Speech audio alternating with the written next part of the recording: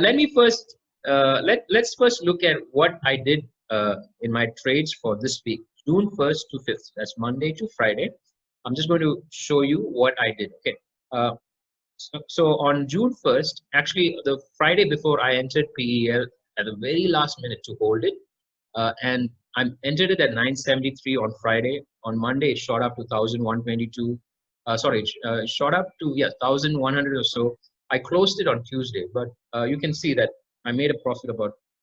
I only bought 50 shares, but I should have bought more, but it's okay. I made about 7,500 rupees there. Then Havells is another one that I gave a call to.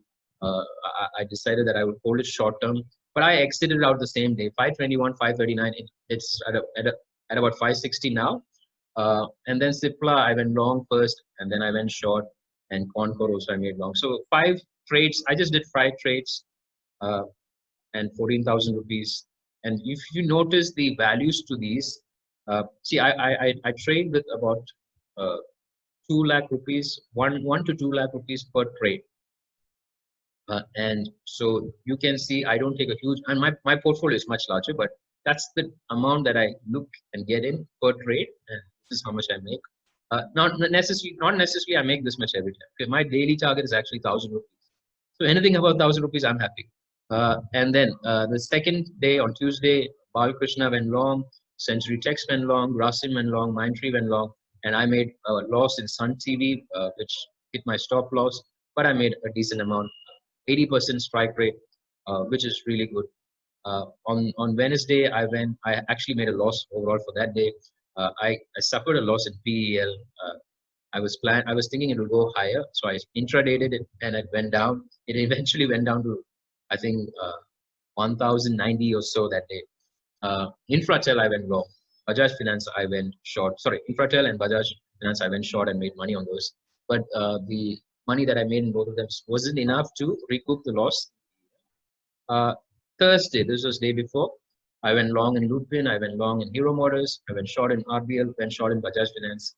Bajaj Finance was a huge drop. Okay, it actually went down to 2,270 or 2,280 that day, but I covered it back at 2,302. Eventually came back to 2,330 or something like that. But about 11,000 rupees there. 4 trades, all good. Okay. Yesterday, Bajaj Finance again. I went short initially. It actually went to 2,270, but I didn't exit at the time. I was thinking it would go down further. Eventually, started creeping up back, and I knew that once the trend reversed, I noticed that the trend reversed at about 2003, 10, 315. I got out. So I didn't make the best profit there. I could have made a lot more, but I didn't make it. Tata Motors, I got once it hit 103, I knew it was going to 108 based on the technical charts. I entered, I got out at 108, but it went up to 110 after that.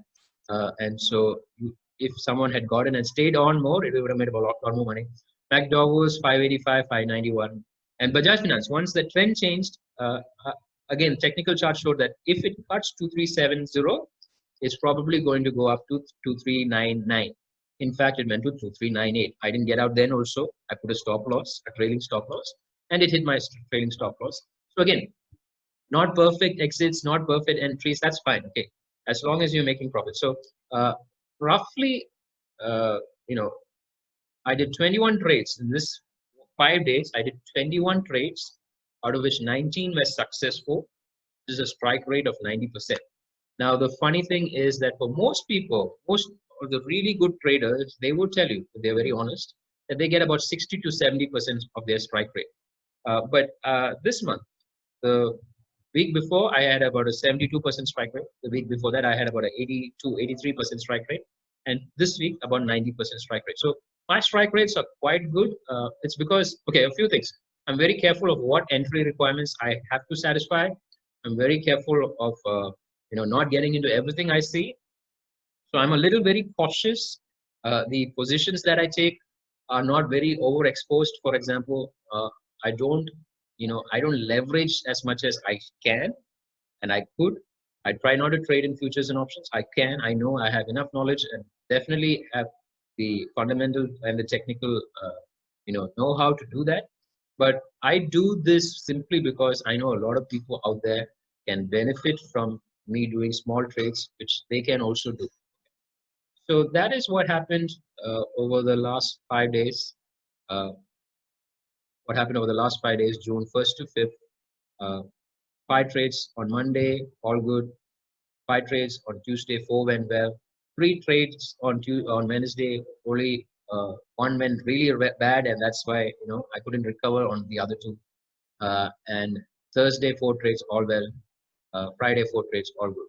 So this is the storyline, and people might ask. In fact, somebody asked me a question. How do you know? How do we know if this what you're doing is true? Okay, you're just probably putting numbers on an Excel sheet. Well, there are people who are working or who are following me, and they know it's true because they get this data live when I do it, and I let this data out immediately as soon as I get it. So the moment I get into a trade, I will they will know, and it's up to them whether they just want to follow it, or whether they want to trade it, or whether they want to just watch the share go up and down. That's up to them.